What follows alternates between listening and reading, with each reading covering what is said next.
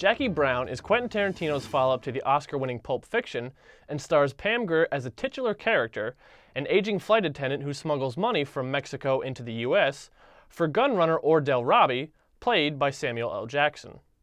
Arrested for unknowingly smuggling in cocaine, Jackie agrees to help the ATF bring Robbie to justice, while simultaneously convincing Robbie to let her live by pretending to help the ATF.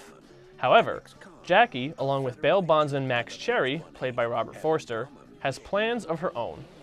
$500,000 will always be missed. Now, Tarantino set the bar really high for himself with Pulp Fiction, obviously a monster success both critically and financially. So then when Jackie Brown came out, which wasn't an original Quentin Tarantino production, but just an adaptation of a novel by Elmore Leonard, people were kind of turned off by it. And it's only really been in recent years, I think, that people are kind of looking back and re-exploring it and kind of thinking, wow, this is actually a much better film than we thought initially. And it's amazing how harmonious Elmore Leonard and Quentin Tarantino fit together. Rum Punch, the name of the novel, it was really conducive to Quentin Tarantino's style.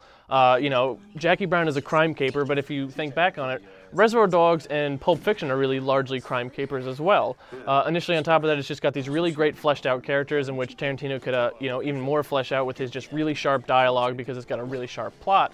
And as Quentin Tarantino is wont to do, it's a great opportunity to homage past genres. With Jackie Brown, specifically with the kind of gritty aesthetic and the groovy soundtrack, Quentin Tarantino is homaging blaxploitation films in the 1970s, and I think that really adds another layer of enjoyment to it as well. Is she dead? Yes or no? Is she dead? Pretty much. Blaxploitation? Never heard of it. But Tarantino also is so good at casting, and another one of his strengths that's on display in Jackie Brown. Similar to what Tarantino did with John Travolta's career by revitalizing it with Pulp Fiction, he does the same thing here with Pam Grier primarily, but then also Robert Forster.